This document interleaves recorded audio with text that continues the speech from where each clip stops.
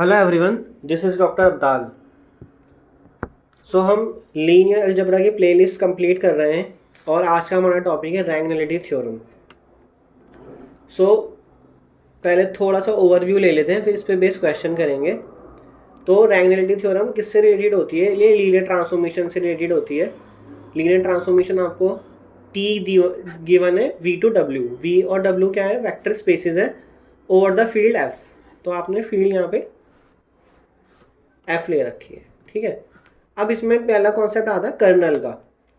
तो colonel of T क्या होता है? कर्नल ऑफ टी में वो सारे वी के एलिमेंट्स आते हैं जिनको टी जीरो पे माप करे, ठीक है। मतलब इसमें वो सारे एक्स आएंगे जब जिस पे टी अप्लाई हो तो वो उसको जीरो बना दे। तो इसका मतलब कुछ क्वेश्चन में टी गिवन होगा और टी को जब आप जिस भी वेक्टर पे अप्लाई करोगे वो कर्नल में कलेक्ट होता चला जाएगा। तो कर्नल में सारे एलिमेंट्स का कलेक्शन आया है एक्स जिनको टी जीरो पे मैप करेगा। अब इसमें नेक्स्ट कॉन्सेप्ट आता है नलिटी। नलिटी क्या होती है? वो एक्चुअल में कर्नल की डायमेंशन होती है। अब डायमेंशन क्या होती है? डायमेंशन का मतलब होता है जो कर्नल एक सेट है, जो कर्नल की बेसिस बनेगी उसकी बेसिस में कितने एलिमेंट्स हैं। फॉर एग्जाम्पल उसकी बेसिस में 5 एलिमेंट्स हैं तो उस नंबर को हम बोलते हैं डायमेंशन। जितने भी बेसिस में एलिमेंट्स हैं उसको डायमेंशन बोला जाता है और इन शॉर्ट उसको डिम कैरिटी लिखा जाता है। डिम मतलब डायमेंशन, कैर मतलब कर्नल, एंड उसको हम बोलते हैं नलिटी ऑफ टी। जो हम मेनली क्वेश्चन में कैलकुलेट करते हैं कि नलिटी ऑफ टी क्या होगी, रैंक ऑफ टी क्या होगी, वो हम इसको बोलते हैं, ठीक है। इसमें बस आप इतना ही समझ लो। अभी हम जब क्वेश्चन करेंगे आपको इतना ज़्यादा बैकग्राउंड की रिक्वायरमेंट नहीं आएगी, सिर्फ क्वेश्चंस पे आप फोकस करोगे तो क्वेश्चन इजीली सॉल्व हो जाएगा। बस एक ओवरव्यू दे रहा हूँ कि अगर कर्नल पूछा जाए तो कर्नल आप बता सकोगे कर्नल एक्चुअल में होता क्या है। कर्नल में उन सारे एलिमेंट्स का कलेक्शन होता है जिनको टी जीरो पे मैप करता है और उसकी डायमेंशन को बोलते हैं नलिटी। कर्नल की डायमेंशन मतलब number of elements in the basis of kernel of T. जितने भी बेसिस में एलिमेंट्स होंगे उसको हम बोलते हैं डायमेंशन, उसको बोलते हैं हम नलिटी ऑफ टी, ठीक है। नेक्स्ट टॉपिक है इसमें रेंज। तो रेंज मतलब जैसे कि हम फंक्शंस पढ़ते हैं, हम फंक्शंस कैसे पढ़ते हैं? किसी सेट ए से सेट बी पे, तो ए उसका डोमेन है और बी उसकी रेंज है, या बी सेट उसका इमेज सेट है। तो इसमें क्या करते हैं, इसमें सारे इमेजेस आती हैं। मतलब एक्स जो है वो वी पे वेरी कर रहा है, इसमें सारे के सारे वी पे वेरी करेगा एक्स, क्योंकि जो डोमेन होता है उस पर तो फंक्शन अप्लाई होता है ना। जैसे अगर एफ कोई फंक्शन है वो ए पे तो पूरा अप्लाई होगा ना, बट यहाँ पे टी फंक्शन है वो वी पे पूरा अप्लाई होगा, वो डब्ल्यू और फिर वो डब्ल्यू में चला जाएगा। तो टी वी के हर एक एलिमेंट पे अप्लाई होगा और वहाँ से जो वो नया एलिमेंट बनाएगा तो उसको हम T X is equal to something Y लिखते हैं ना। तो मैंने यहाँ पे टी एक्स ही लिख के छोड़ दिया है, मतलब सारी की सारी इमेजेस का कलेक्शन। अब सिमिलरली यहाँ पे जो भी डायमेंशन ऑफ इमेज होगी वो क्या बनेगी? रैंक ऑफ टी बनेगी। तो उसको शॉर्ट में क्या लिखते हैं हम? डिम इम टी, मतलब dimension of image of T. अब डायमेंशन सेम वही, इसमें बेसिस का कॉन्सेप्ट आ जाता है कि इमेज सेट जो, क्योंकि एक सेट बन रहा है, इमेज जो है वो एक सेट ही तो बन रहा है। अब सेट है तो ये एक स्पेस भी बनेगा, ये वेक्टर स्पेस का सब स्पेस भी बनता है। तो इसकी कोई बेसिस होती है। अब बेसिस में जितने भी एलिमेंट्स आते हैं उसको हम क्या बोल देते हैं? डायमेंशन बोल देते हैं। और डायमेंशन को क्या बोल देते हैं? Rank of T. तो एक साइकिल है पूरी है। बेसिस आए, बेसिस से नंबर ऑफ एलिमेंट्स आए, नंबर ऑफ एलिमेंट से डायमेंशन आ गया और डायमेंशन से रैंक ऑफ टी आ गया, ठीक है।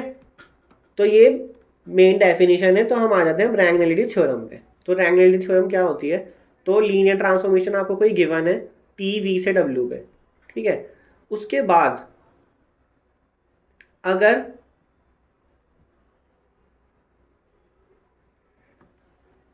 डायमेंशन, जो भी डायमेंशन होगी वी की डायमेंशन इक्वल होगी kernel of T plus nullity of T के। रैंक ऑफ टी क्या है? Dimension of the image space, image of T. And nullity क्या है? Dimension of the kernel of T, ठीक है। तो हम ये क्वेश्चन में सीख लेंगे, कोई दिक्कत नहीं। अगर आपको नहीं क्लियर हो रहा है तो बस इसमें टी एक ट्रांसफॉर्मेशन गिवन है आपको, वी उसका डोमेन है और डब्ल्यू उसका रेंज है।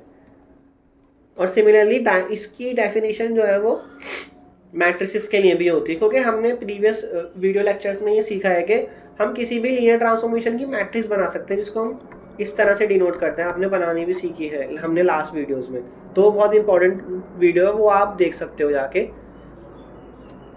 तो हम किसी भी लीनियर ट्रांसफॉर्मेशन को मैट्रिक्स में कन्वर्ट करेंगे, और मैट्रिसेस के लिए लाइनलिटी थ्योरम कैसे अप्लाई होती है, rank of A plus nullity of A equal to number of columns of A. तो यहाँ पे number of columns of A कितने होंगे, ए का ऑर्डर कितना गिवन है क्वेश्चन में, m/n गिवन है ना, तो इसका हो जाएगा equals to n, number of columns of A, वो हो जाएगा आपका n। तो हम अब क्वेश्चंस करते हैं, तो आपको एक थ्योरम भी क्लियर हो जाएगी इजीली। सो क्वेश्चन देखते हैं। सो क्वेश्चन है, फाइंड rank and nullity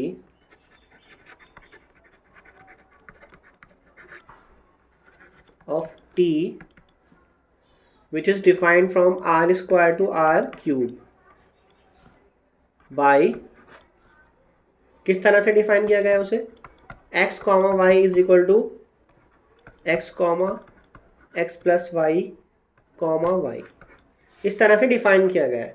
तो हमें इसकी rank and nullity of T find करना है, ठीक है। सो अब आप देखना डेफिनेशन की इतनी रिक्वायरमेंट भी नहीं आएगी, हमें सिर्फ और सिर्फ एक मेथड है वो अप्लाई करना है, और मेथड से आपको क्लियरली समझ आ जाएगा। बस आपको टी की मैट्रिक्स बनाना आना चाहिए, वो हम इसी में भी सीख लेंगे। तो हमें r स्क्वायर इसका डोमेन दे रखा है और r क्यूब इसका रेंज स्पेस दे रखा है। तो हम क्या करेंगे, इसमें हम एक कॉन्सेप्ट यूज़ करते हैं, standard ordered basis of R square. तो इसकी आर स्क्वायर की स्टैंडर्ड ऑर्डर बेसिस क्या होती है, 1,0, ये फर्स्ट एलिमेंट आ गया, और 0,1 ये सेकंड एलिमेंट आ गया। मैंने पिछली वीडियो में बताया था कि स्टैंडर्ड ऑर्डर्ड बेसिस का बहुत यूज़ है, वो हम यहीं पे यूज़ करने जा रहे हैं अब। और नेक्स्ट है standard ordered basis of R cube. R cube में कैसे एलिमेंट होते हैं, 3 टपल्स। तो फर्स्ट एलिमेंट क्या आएगा, 1 0 0, सेकेंड एलिमेंट 0 1 0, और थर्ड एलिमेंट 0 0 1। तो हम इन दोनों को यूज़ करेंगे। तो सबसे पहले हम क्या करेंगे, वी विल कंस्ट्रक्ट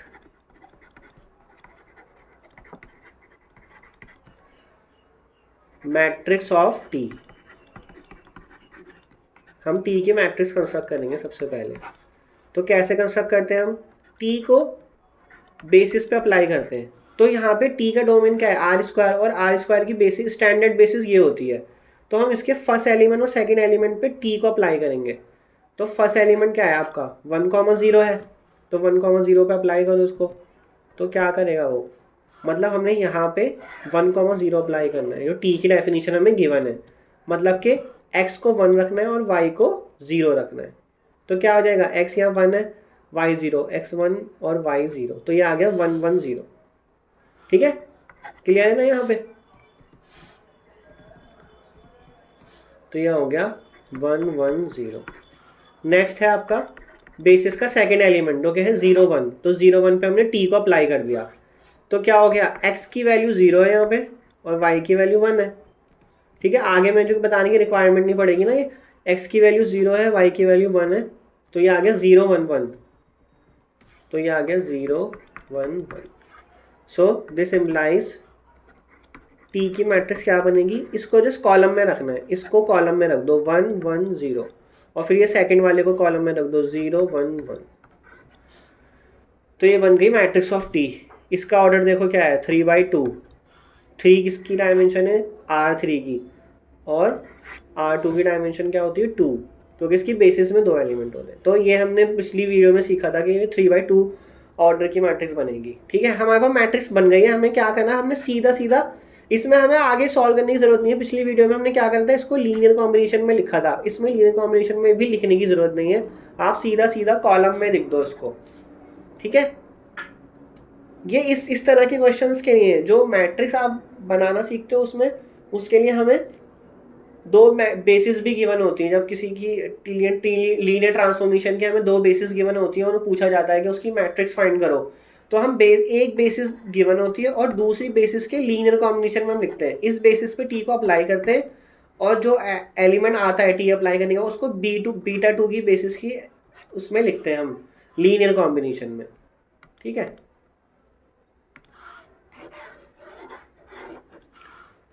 सो अब नेक्स्ट क्या है, रैंक नलिटी निकालनी है। तो अब इसकी रैंक निकालो इस मैट्रिक्स की, किस मैट्रिक्स की, जो हमारी ये आई है। तो ये मैट्रिक्स आई है आपकी 1 1 0 0 1 1। तो आप इसको कैसे लिख सकते हो, अगर आप रो ऑपरेशन लगाओ, ठीक है ना, R2 माइनस R1 कर दो, क्या बन जाएगा, तो 0 1 0 1। ठीक है, और R3 में से R2 को माइनस कर दो, है ना, इसको 0 बना रहे हो आप, और यहाँ पे हमने ऊपर इसको 0 बनाया था। तो मैट्रिक्स क्या आ जाएगी, 1 0 0 1 0 0, क्योंकि थर्ड रो में से सेकंड रो को माइनस करा है। तो इस मैट्रिक्स की रैंक क्या आएगी, hence rank of A is equal to number of non zero rows of A, जो फाइनल मैट्रिक्स आई, number of non zero rows of this matrix. कितनी है नॉन जीरो रोज इसमें, इसमें है 2, तो ये रैंक आ गई।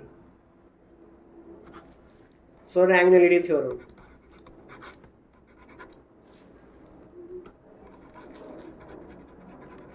बाय रैंक नलिटी थ्योरम क्या हो जाएगा, rank of A plus nullity of A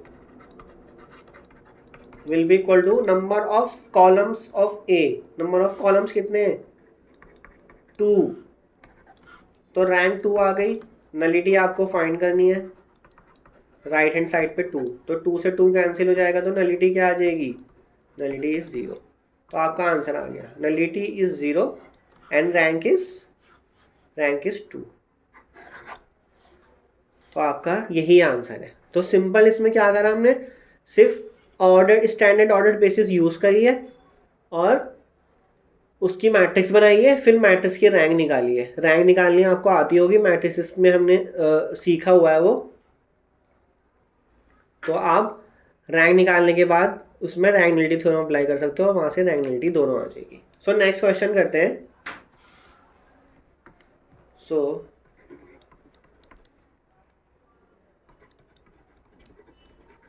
find the rank and nullity.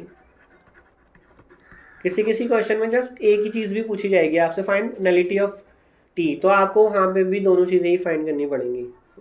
Find rank and nullity of T, T कहाँ से कहाँ डिफाइन है, R3 से R3 पे डिफाइंड है, गिवन बाय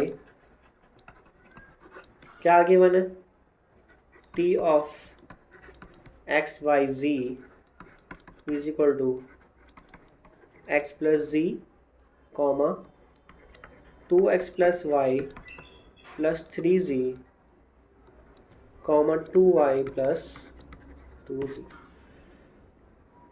तो करते हैं इसको सॉल्व। अब मुझे स्टैंडर्ड ऑर्डर बेसिस बताने की ज़रूरत तो नहीं होगी। सो R3 की बेसिस क्या होती है, स्टैंडर्ड, यहाँ पे दोनों स्पेसिस सेम है R3 तो एक ही बेसिस से काम हो जाएगा। Standard ordered basis of R3 क्या होती है वो, 1 0 0 0 1 0 एंड 0 0 1। तो टी अप्लाई करते हैं, टी फर्स्ट, और हमेशा याद रखना आप जिस ऑर्डर में गिवन है ना उसी में लगाओगे, आप आगे पीछे नहीं करोगे इसको। मतलब ऐसा नहीं कि टी पहले इस पे लगा दिया फिर टी इस पे लगाया और फिर टी इस पे लगा रहे हो, नहीं, टी को फर्स्ट इस पे लगाना है, सेकंड इस पे लगाना है, थर्ड इस पे लगाना है। इसी तरह से आपके कॉलम्स बनेंगे। तो D1 0 0 क्या हो जाएगा,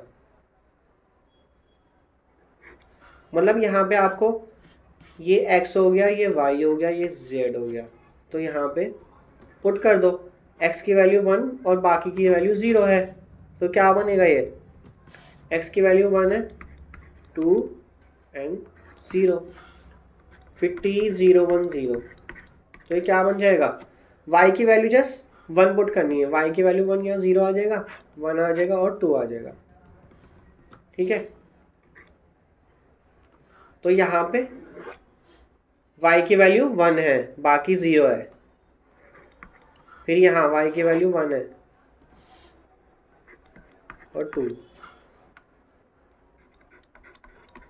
फिर थर्ड एलिमेंट पे अप्लाई करेंगे जो कि ये है, इस पे अप्लाई करेंगे तो क्या आ जाएगा, z की वैल्यू 1 है तो z 1 आ गया, यहाँ 3 और यहाँ पे 2, 1 बाकी तो 0 है ना, 3 एंड 2। तो यहाँ से इसकी मैट्रिक्स क्या बन जाएगी, t की 1 2 0, मतलब इसको मैंने कॉलम में कन्वर्ट कर दिया, 0 1 2, ठीक है, एंड 1 3 2।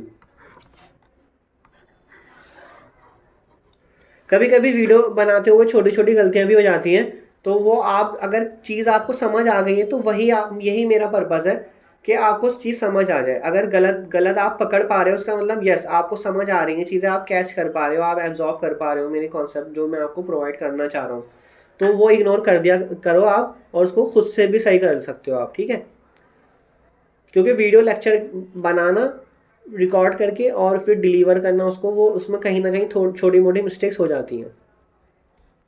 सो अब हमें निकालनी है इसकी रैंक। तो कैसे निकालेंगे, मैट्रिक्स है आपकी है, इस पे हम rank of row operations apply करेंगे। तो पहला ऑपरेशन क्या होगा, R2 goes to R2 minus 2R1, हमें किसको 0 बनाना है, इसको 0 बनाना है। तो क्या मैट्रिक्स आ जाएगी, फर्स्ट एज इट इज, ये 0 1 2 टाइम्स सब्ट्रैक्ट करा, यस। अब हमें इसको 0 बनाना है, तो R3 goes to R3 minus 2R2, तो क्या मैट्रिक्स आ जाएगी,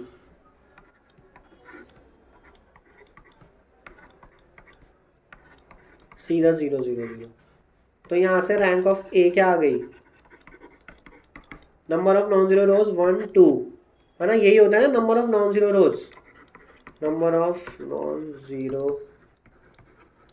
रोज 2। So by rank nullity theorem,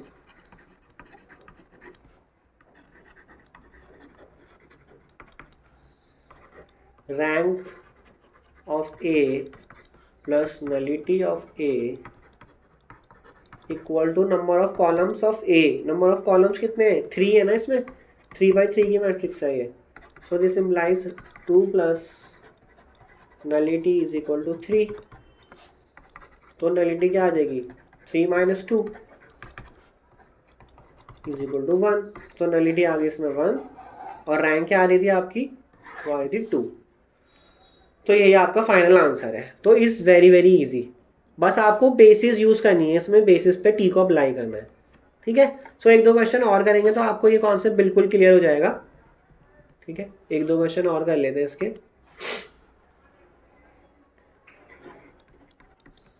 so find rank and nullity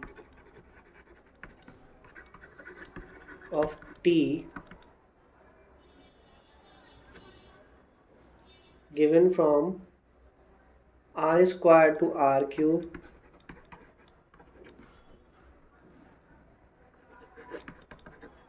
given by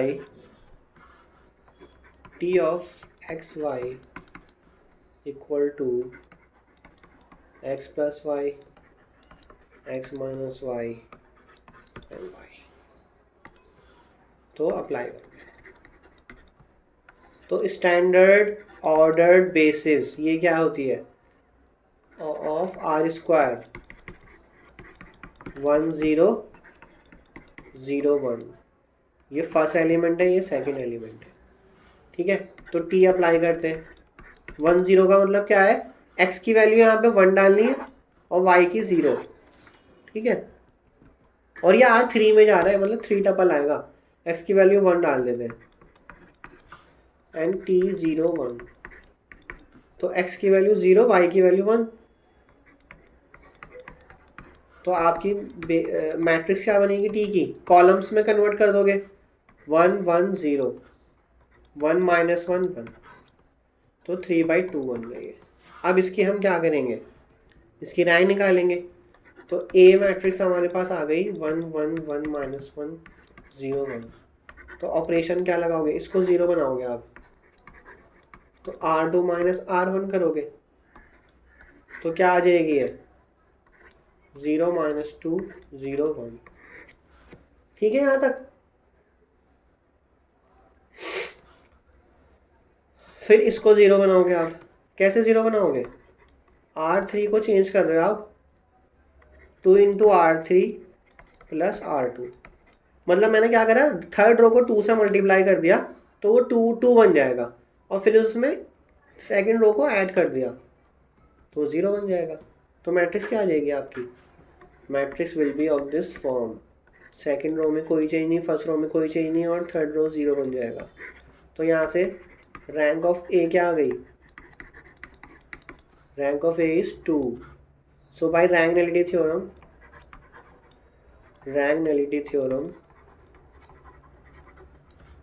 rank plus nullity equal होगा नंबर ऑफ कॉलम्स के, कितने कॉलम्स है इसमें 2, रैंक 2 आ गया, नलिटी हमें फाइंड करनी है, तो नलिटी आ गई आपकी 0, और रैंक क्या आ रही है 2। बस इतना ही फाइंड करना है आपने। मैंने नलिटी को n से डिनोट कर दिया, रैंक को r से, ठीक है ना, कंफ्यूज मत होइएगा यहाँ पे। तो आइए एक क्वेश्चन और करते हैं।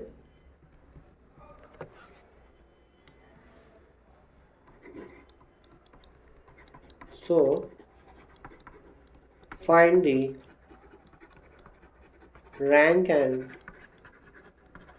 nullity of T।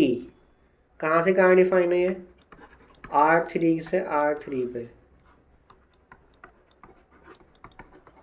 Given by, कैसे गिवन है हमें, T X Y Z is equal to 2x minus Y plus Z, X plus 3y minus Z minus X plus Y plus Z. तो सॉल्व करते हैं इसको, आइए। तो standard ordered basis of R3 क्या होगी,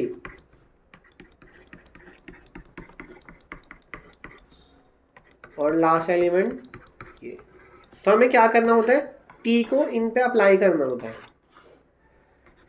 सो T1 0 0 क्या होगा, मतलब यहाँ x 1 है, y 0 है, और z वो भी 0 है। तो x को 1 पुट करो यहाँ पे, क्या हो जाएगा 2 1 एंड माइनस 1। So 2 1 minus 1, 2 0 1 0। तो क्या होगा, ये y की वैल्यू 1 पुट करनी है जस्ट, तो y की वैल्यू 1 पुट कर दो।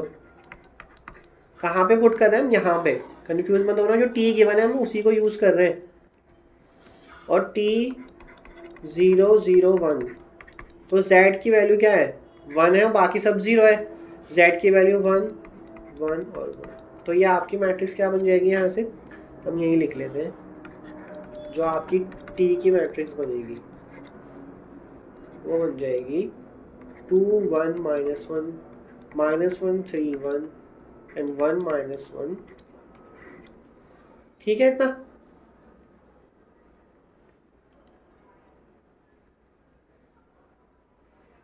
तो रोज को इंटरचेंज कर लेते हैं तो और ज़्यादा आसान हो जाएगा। मैंने इन दोनों रोज को इंटरचेंज कर लिया, R1 और R2 को। तो मैंने दोनों तरफ एरो बनाया है यहाँ पे, 1 3 माइनस 1 ऊपर ले लिया, 2 माइनस 1 1 नीचे ले लिया।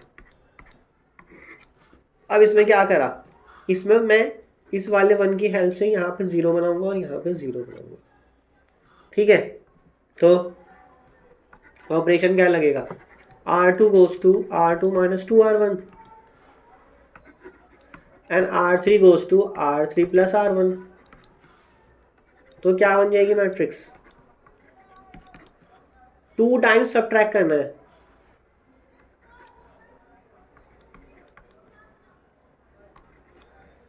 ठीक है ना? आई hope this is correct. And R3 में फर्स्ट रो को ऐड करना है 0 4 0। ठीक है यहाँ तक?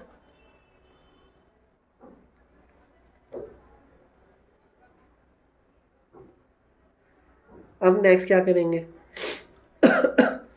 तो यहाँ पे तो मेरा पिवट बन गया है। अब मैं क्या कर रहा हूँ, इन दोनों रोज को इंटरचेंज कर रहा हूँ और इस वाली रो को मैं 4 से डिवाइड भी कर रहा हूँ।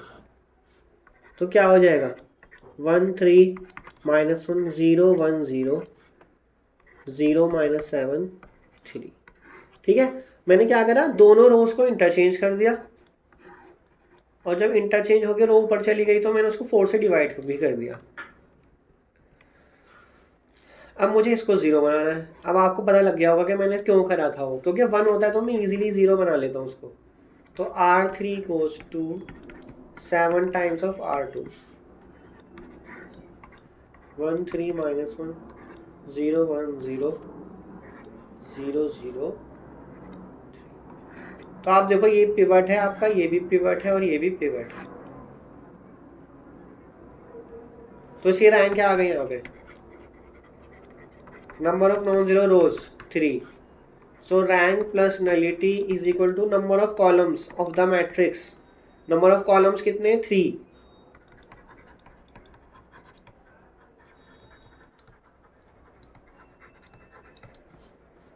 तो रैंक आपने 3 निकाली है, नलिटी आपको फाइंड करनी है और ये एक वाले नंबर ऑफ कॉलम 3 के, तो n आ गया 0।